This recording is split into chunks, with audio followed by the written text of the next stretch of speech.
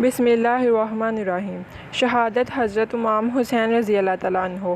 4 شعبان 4 ہجری کی پرنور روشن اور حسین صبح، خاتون جنت جگر گوشہ رسول صلی اللہ علیہ وآلہ وسلم سید النساء فاطمۃ الزہرا کے گھر سے آنے والی مسحور کن خوشبو مدینہ طیبہ کی مقدس فضاؤں کو مزید معطر کر رہی ہے۔ آج اللہ نے انہیں ایک اور عظیم فرزند نوازا ہے۔ ولادت باسعادت کی اطلاع پا کر امام انبیاء سرور کونین صلی اللہ علیہ وآلہ وسلم رحمت عالم ساقی کوثر بیٹی کے گھر تشریف لائے۔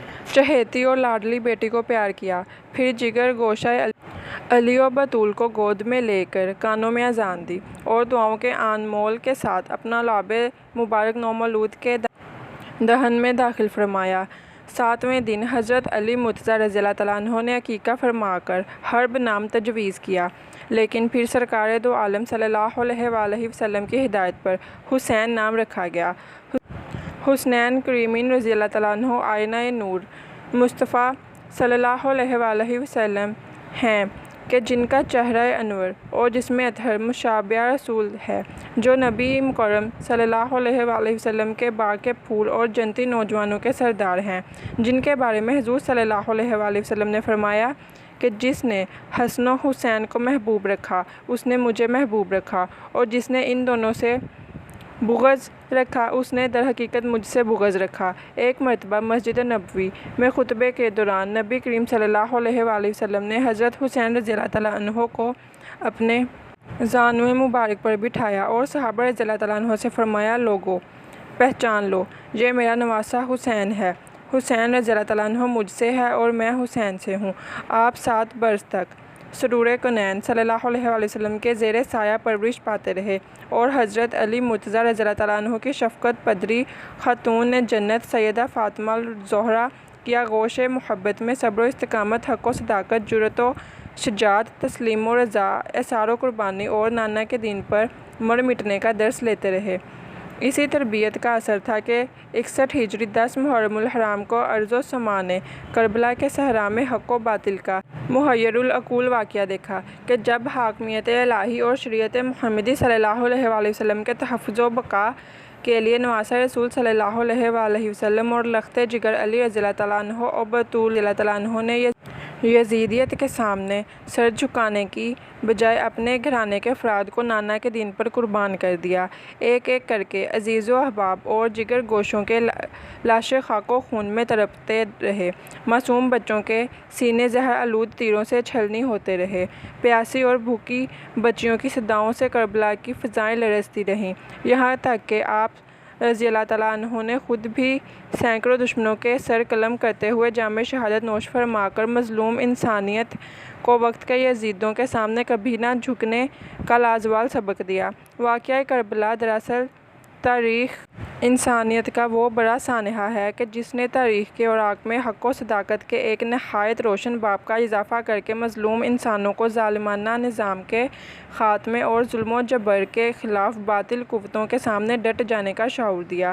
نواسہ رسول صلی اللہ علیہ وآلہ وسلم شہید کربلا رضی اللہ تعالیٰ عنہ نے طاقت کے نشے میں چور تکبر کے پیکر یزید کو ببانگ دہل للکار کر شجاعت و بہادری کی وہ عظیم الشان مثال قائم کی کہ جس نے جہاں ایک طرف دنیا کو حیرت زدہ کر دیا، دوسری طرف کربلا کے صحرا میں بہنے والے خانوادہ حسین رضی اللہ تعالیٰ عنہ کے خون نے اسلام کو نئی زندگی عطا کی۔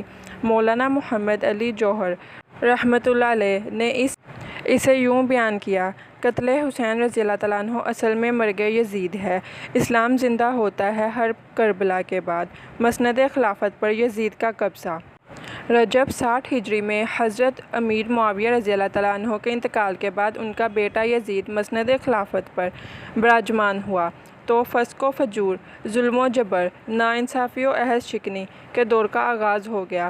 نیز یزید نے خود اور اپنے کارندوں کے ذریعے عالم اسلام سے بزور جبر اپنے حق میں بیعت لینا شروع کر دی۔ اس وقت مدینہ منورہ میں یزید کا چچا زاد بھائی ولید بن عقبہ گورنر تھا۔ یزید نے اسے ایک مختصر سا حکم نامہ ارسال کیا جس میں تحریر تھا کہ حسین رضی اللہ تعالیٰ عنہ ابن علی رضی اللہ تعالیٰ عنہ، عبداللہ رضی اللہ تعالیٰ عنہ ابن عمر رضی اللہ تعالیٰ عنہ اور عبداللہ رضی اللہ تعالیٰ عنہ ابن زبیر رضی اللہ تعالیٰ عنہ کو بیعت اور اطاعت پر مجبور کیا جائے، اور اگر وہ نہ مانے تو ان کے ساتھ پوری سختی کی جائے یہاں تک کہ تینوں بیعت کر لیں۔ حضرت امام حسین رضی اللہ تعالیٰ عنہ کو یہ اطلاع ملی تو آپ رضی اللہ تعالیٰ عنہ مدینہ منورہ سے مکہ مکرمہ تشریف لے گئے۔ ادھر اہل کوفہ تواتر کے ساتھ خطوط اور وفود کے ذریعے یہ اصرار کرتے رہے کہ آپ رضی اللہ تعالیٰ عنہ کوفہ آ جائیں تاکہ اہل کوفہ آپ رضی اللہ تعالیٰ عنہ کے ہاتھ پر بیعت کر سکیں۔ حضرت مسلم بن عقیل رضی اللہ تعالیٰ عنہ کی شہادت۔ کوفے والوں کے بے انتہا اصرار اور لاتعداد خطوط کے جواب میں آپ رضی اللہ تعالیٰ عنہ نے پہلے اپنے چچا زاد بھائی حضرت مسلم بن عقیل رضی اللہ تعالیٰ عنہ کو کوفہ بھیجا تاکہ وہاں کے حالات کا صحیح اندازہ کر کے اطلاع دیں۔ حضرت مسلم بن عقیل رضی اللہ تعالیٰ عنہ نے کوفہ پہنچ کر اوسجا نامی ایک شخص کے گھر قیام کیا اور لوگوں سے حضرت امام حسین رضی اللہ تعالیٰ عنہ کے لیے بیعت لینی شروع کر دی۔ جلد ہی 12,000 لوگوں نے خفیہ طور پر بیعت کر لی، جس پر انہوں نے حضرت امام حسین رضی اللہ تعالیٰ عنہ کو خط لکھ کر جلد کوفہ پہنچنے کی گزارش کی۔ حضرت حسین رضی اللہ تعالیٰ عنہ نے خط ملتے ہی کوفہ جانے کی تیاری شروع کر دی۔ ادھر کوفہ کے نئے گورنر عبیداللہ بن زیاد کو حضرت مسلم بن عقیل اور حضرت حسین رضی اللہ تعالیٰ عنہ کی بیعت کے بارے میں مخبری ہو گئی، چنانچہ چند سازشی عناصر کے ذریعے حضرت مسلم بن عقیل کو حانی بن عروہ کے مکان سے گرفتار کر کے شہید کر دیا گیا اور اہل کوفہ بزدلی، خوف اور بے بسی کی تصویر بنے۔ شہادت کا یہ روح فرسا منظر دیکھتے رہے۔ حضرت حسین رضی اللہ تعالیٰ عنہ کی کوفہ روانگی۔ 3 ذی الحجہ 60 ہجری بروز دوشنبہ حضرت امام حسین رضی اللہ تعالیٰ عنہ اپنے اہل و عیال اور خاندان کے ہمراہ کوفہ کی جانب روانہ ہوئے، اور یہ وہی دن تھا کہ جب حضرت مسلم بن عقیل رضی اللہ تعالیٰ عنہ کو ابن زیاد نے بے دردی سے شہید کر دیا تھا۔ اہل مدینہ اور صحابہ کرام رضی اللہ تعالیٰ عنہ نے آپ رضی اللہ تعالیٰ عنہ کو روکنے کی کوشش کی۔ اہل کوفہ کی بے وفائیاں اور شہادت علی مرتضیٰ رضی اللہ تعالیٰ عنہ یاد دلائی، مگر آپ رضی اللہ تعالیٰ عنہ نے فرمایا، میں نے اپنے نانا کو خواب میں دیکھا ہے۔ حضور صلی اللہ علیہ وآلہ وسلم نے مجھے تاکید کے ساتھ اس کام کو کرنے کا حکم دیا ہے، اب یہ کام ضرور کروں گا، خواہ مجھے نقصان ہو یا فائدہ۔ لوگوں نے آپ رضی اللہ تعالیٰ عنہ سے یہ خواب کی تفصیل جاننی چاہی تو آپ رضی اللہ تعالیٰ عنہ نے فرمایا، میں نے یہ خواب کسی کو نہیں بتایا اور نہ بتاؤں گا، یہاں تک کہ اپنے پروردگار عز و جل سے جا ملوں گا۔ ابھی آپ رضی اللہ تعالیٰ عنہ کوفہ کے راستے میں قادسیہ سے 3 میل کے فاصلے پر تھے کہ حر بن یزید تمیمی سے سامنا ہوا، جو 1000 افواج کے ساتھ آپ رضی اللہ تعالیٰ عنہ کی تلاش میں تھا۔ یہ بھی ان لوگوں میں شامل تھا کہ جنہوں نے کوفہ آنے پر اصرار کیا تھا لیکن اب یزید کے ساتھ تھا۔ وہ آپ رضی اللہ تعالیٰ عنہ سے ملا اور حضرت مسلم کی شہادت سمیت پوری رودات سناتے ہوئے واپس جانے کا مشورہ دیا، لیکن حضرت مسلم کی شہادت کی خبر سن کر ان کے بھائیوں نے کوفہ جانے پر اصرار کیا، چنانچہ آپ رضی اللہ تعالیٰ عنہ نے سفر جاری رکھا۔ راستے میں کوفہ سے آنے والے لوگوں نے آگے نہ جانے کا مشورہ دیتے ہوئے بتایا کہ اہل کوفہ کے دل تو آپ رضی اللہ تعالیٰ عنہ کے ساتھ ہیں لیکن تلواریں یزید کے ساتھ ہیں۔ کربلا میں قیام۔ 2 محرم 61 ہجری کو ایک مقام پر آپ رضی اللہ تعالیٰ عنہ نے قافلے کو روک کر اس جگہ کا نام دریافت کیا۔ بتایا گیا کہ اس جگہ کو کربلا کہتے ہیں۔ آپ رضی اللہ تعالیٰ عنہ آبدیدہ ہو کر فرمایا کہ یہی جگہ ہماری مقتل گاہ ہے، چنانچہ وہاں خیمے نصب کر دیے گئے، لیکن ابن زیاد کے حکم پر وہاں سے خیمے ہٹا دیے گئے اور دریائے فرات سے 3 میل کی دوری پر صحرا میں لگا دیے گئے کہ جہاں دور دور تک پانی کا نام و نشان نہ تھا۔ کربلا میں عمرو بن سعد 4000 فوجیوں کے ساتھ آپ رضی اللہ تعالیٰ عنہ کے محاصرے پر مامور تھا۔ اس وقت آپ رضی اللہ تعالیٰ عنہ کے خیموں میں معصوم شیرخوار بچوں، بیمار زین العابدین اور خواتین سمیت 72 نفوس قدسیہ ذکر الہی میں مصروف تھے۔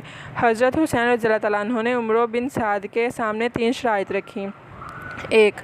مجھے واپس مکہ یا مدینہ جانے دیا جائے۔ 2. کسی سرحدی مقام کی جانب نکل جانے دیا جائے۔ 3. یزید کے پاس دمشق جانے دیا جائے تاکہ اپنے معاملات طے کر لوں۔ عمرو بن سعد نے شرائط ابن زیاد کو لکھ بھیجیں، لیکن اس نے یہ تینوں شرائط قبول کرنے سے انکار کرتے ہوئے حکم جاری کیا کہ حسین رضی اللہ تعالیٰ عنہ بن رضی اللہ تعالیٰ عنہ کو فوراً گرفتار کر لیں یا پھر جنگ کر کے ان کا سر کاٹ کر بھیج دو۔ اس کے ساتھ ہی اس نے ایک سفاک شخص شمرزی الجوشن کو نیا سالار بنا کر بھیج دیا۔ خاندان حسین رضی اللہ تعالیٰ عنہ کا پانی بند۔ وہ 7ویں محرم کی ایک اداس اور غمگین صبح تھی جب شقی القلب عبید اللہ بن زیاد کے حکم سے ساقی کوثر صلی اللہ علیہ وآلہ وسلم کے چہیتے نواسے اور ان کے خاندان کا پانی بند کر دیا گیا۔ عمرو بن الحجاج کی قیادت میں 500 یزیدی فوجی دریائے فرات کا محاصرہ کر لیتے ہیں۔ کربلا کے تپتے صحرا غصے سے آگ برساتا سورج اور خیموں میں معصوم بچوں کی بھوک و پیاس سے بلبلاتی آوازیں زمین کا سینہ شق کر دینے کے در پہ ہیں۔ ایسے میں عباس علمبردار رضی اللہ تعالیٰ عنہ سے بچوں کی تشنہ لبی دیکھی نہیں جاتی۔ فرتے جذبات میں مشکیزہ اٹھا کر پانی لینے نکل پڑتے ہیں۔ دریائے فرات پر متعین فوجی جب ایک شاہ سوار کو دھوپ کی تیز روشنی میں چمکتی برہنہ تلوار لیے سرپٹ اپنی طرف آتا دیکھتے ہیں تو خوف کے مارے بھاگ اٹھتے ہیں۔ دریائے فرات کا بہتا ٹھنڈا پانی سامنے ہے۔ حضرت عباس رضی اللہ تعالیٰ عنہ خود بھی پیاسے ہیں، لیکن صرف مشکیزہ بھرتے ہیں کہ پہلے معصوم پیاسے پانی پی لیں۔ ابھی مشکیزہ لے کر خیمے پر پہنچتے ہیں کہ تیروں کی بوچھار سینے اور مشکیزے دونوں کو گھائل کر دیتی ہے۔ پانی معصوموں کے حلق کو تر کیے بغیر ہی بہہ جاتا ہے اور سیدنا عباس علمبردار رضی اللہ تعالیٰ عنہ شہادت کا مرتبہ پا کر جنت کو سدھارتے ہیں۔ حضرت امام حسین رضی اللہ تعالیٰ عنہ کو یقین تھا کہ اب شہادت کا وقت بہت قریب ہے۔ چنانچہ آپ رضی اللہ تعالیٰ عنہ نے اپنے رفقا سے فرمایا، اے میرے جانثار رفقا، یزید کی فوج صرف میرے خون کی پیاسی ہے۔ تم لوگ یہاں سے جس طرح مناسب سمجھو نکل جاؤ، مگر آفرین ہے حسین رضی اللہ تعالیٰ عنہ کے ان پیاروں پر۔ اس وقت ہر شخص نے آپ رضی اللہ تعالیٰ عنہ کے ساتھ جام شہادت نوش کرنے کا عزم کیا۔ یوم عاشور، شب عاشور، سیدنا حضرت حسین رضی اللہ تعالیٰ عنہ خیمے کے دروازے سے ٹیک لگائے بیٹھے ہیں۔ ہلکی سی اونگ آ جاتی ہے، بیدار ہوتے ہیں تو حسین چہرہ 14ویں کے چاند کی طرح منور ہے۔ ہلکی سی مسکراہٹ نے فضا میں پھول بکھیر دیے ہیں۔ رفقا سے فرماتے ہیں کہ نانا صلی اللہ علیہ وآلہ وسلم خواب میں آئے تھے، فرمایا کہ حسین رضی اللہ تعالیٰ عنہ اب ہم سے ملنے کی تیاری کر لو۔ راہ حق کے متوالوں کی پوری رات عبادت میں گزری۔ صبح آپ رضی اللہ تعالیٰ عنہ نے یزیدی فوج کے سامنے ایک پرجوش اور ولولہ انگیز تقریر کی، اے لوگو، تم جانتے ہو کہ میں رسول اللہ صلی اللہ علیہ وآلہ وسلم کا نواسہ حیدر کرار رضی اللہ تعالیٰ عنہ کا نور نظر اور خاتون جنت رضی اللہ تعالیٰ عنہ کا لخت جگر ہوں۔ تم واقف ہو کہ رسول اللہ صلی اللہ علیہ وآلہ وسلم نے ہم دونوں بھائیوں کو جنت کے نوجوانوں کا سردار بتایا ہے۔ تم سب نے مجھے خط لکھ کر بلایا، اب تم اپنے وعدوں سے پھر چکے ہو۔ میں ابھی بھی چاہتا ہوں کہ تم مجھ سے جنگ نہ کرو اور مجھے اپنے رفقا سمیت مکہ یا مدینہ واپس جانے دو۔ اس تقریر سے متاثر ہو کر حر بن یزید تمیمی نے اپنا گھوڑا آگے بڑھایا اور حضرت امام حسین رضی اللہ تعالیٰ عنہ کے ساتھ کھڑا ہو گیا۔ شمرزی الجوشن نے جب یہ منظر دیکھا تو اسے فکر ہوئی کہ فوج میں بغاوت نہ ہو جائے۔ اس نے عمرو بن سعد سے کہا کہ اب دیر نہ کرو۔ عمرو نے حضرت امام حسین رضی اللہ تعالیٰ عنہ کی جانب پہلا تیر پھینک کر سانحہ کرب و بلا کا آغاز کیا۔ لشکر حسینی رضی اللہ تعالیٰ عنہ سے سب سے پہلے آپ رضی اللہ تعالیٰ عنہ کے ساتھیوں بریر حمدانی، عابس شاکری، نافع بن ہلال، حبیب بن مظاہر اور دیگر نے میدان جنگ میں داد شجاعت دیتے ہوئے جام شہادت نوش کی۔ اب اقربہ کی باری ہے۔ اون محمد، جعفر و قاسم، علی و عبداللہ غرض ایک ایک کر کے سب آتے رہے اور جنت کو سدھارتے رہے۔ شہادت امام عالی مقام رضی اللہ تعالیٰ عنہ۔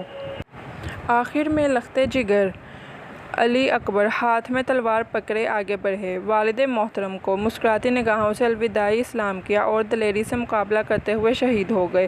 خیموں سے رونے کی آوازیں بلند ہوئیں تو حضرت امام حسین رضی اللہ تعالیٰ عنہ نے جا کر فرمایا، تمہارے رونے کی آوازوں سے یزید کے فوجی خوش ہوتے ہیں۔ سامنے ہی 6 ماہ کے علی اصغر لیٹے تھے، گود میں اٹھایا اور باہر آ کر کہا، دیکھو یہ معصوم 3 دن سے پیاسا ہے۔ ابھی الفاظ بھی پورے نہ ہوئے تھے کہ ایک تیر آیا اور شیرخوار شہزادے نے باپ کے ہاتھوں میں دم توڑ دیا۔ اب حضرت حسین رضی اللہ تعالیٰ عنہ تنہا رہ گئے تھے۔ لشکر یزیدی نے چاروں جانب سے گھیر لیا تھا۔ امام علی مقام رضی اللہ تعالیٰ عنہ نے آسمان کی جانب دیکھا، شمشیر حیدری کو داہنے ہاتھ میں پکڑا اور نعرہ تکبیر بلند کرتے دشمنوں پر ٹوٹ پڑے۔ شمشیر حسینی خوف زدہ فوجیوں کے سر قلم کرتی میدان جنگ میں چاروں جانب چل رہی تھی کہ اچانک کہیں دور سے اذان کی آواز آئی۔ حضرت امام حسین رضی اللہ تعالیٰ عنہ نے ہاتھ روک لیا اور بآواز بلند نماز پڑھنے کی مہلت مانگی، اور یہی وہ لمحہ تھا کہ جب شمر کے جوش دلانے پر مالک کندی نے دوش نبوی صلی اللہ علیہ وآلہ وسلم کے شہ سوار پر ایسا کاری وار کیا کہ تلوار کلاہ مبارک کو کاٹتی ہوئی کاسہ سر تک پہنچ گئی۔ خون کا فوارہ پھوٹ پڑا اور سارا بدن خون کے چھینٹوں سے لالہ احمر ہو گیا۔ آپ رضی اللہ تعالیٰ عنہ نے زخمی سر مبارک پر دوسرا امامہ باندھا۔ جیسے جیسے وقت گزرتا جا رہا تھا، ہزاروں کے حصار میں اکیلے حسین رضی اللہ تعالیٰ عنہ کے جسم اطہر پر زخموں کے نشانات بڑھتے جا رہے تھے۔ زخموں کی شدت نے آپ رضی اللہ تعالیٰ عنہ کو نڈھال کر دیا تھا، لیکن اس کے باوجود کسی میں اتنی ہمت نہ تھی کہ شجاعت و بہادری کے اس کوہ گراں کو شہید کر سکے۔ آخر شمر ملعون نے دھار کر کہا، آگے بڑھو اور شہید کر دو۔ یہ سنتے ہی آپ رضی اللہ تعالیٰ عنہ پر تیروں کی بوچھار ہو گئی۔ ایک تیر گردن پر پیوست ہو گیا، جسے آپ رضی اللہ تعالیٰ عنہ نے اپنے ہاتھوں سے کھینچ کر نکالا۔ زرع بن شریک تمیمی نے زخموں سے چور فاطمہ رضی اللہ تعالیٰ عنہ کے لاڑ رضی اللہ تعالیٰ عنہ پر وار کیا، بایاں بازو کٹ کر دور جا گرا۔ عین اسی حالت میں سنان بن انس نے نیزہ مارا، امام علی مقام رضی اللہ تعالیٰ عنہ زمین پر گر گئے۔ خولی بن یزید سر قلم کرنے آگے بڑھا، لیکن ہاتھ کانپ گئے، پیچھے ہٹ گیا۔ سنگ دل اور شکیل قلب سنان بن انس نے سر مبارک کو جسم اطہر سے جدا کر دیا۔ ابن زید کے حکم پر ان وحشی فوجیوں نے جسم اطہر کو گھوڑوں کی ٹاپوں سے پامال کیا۔ علامہ بن جوزی نے تذکرۃ الخواص میں لکھا ہے کہ آپ کے جسم اطہر پر 33 زخم نیزوں کے 43 تلواروں کے تھے، اور آپ کے پیرہن شریف پر 121 سوراخ تیروں کے تھے۔ یہ تمام زخم جسم مبارک کے اگلے حصے میں تھے، پشت مبارک کی جانب کوئی زخم نہ تھا۔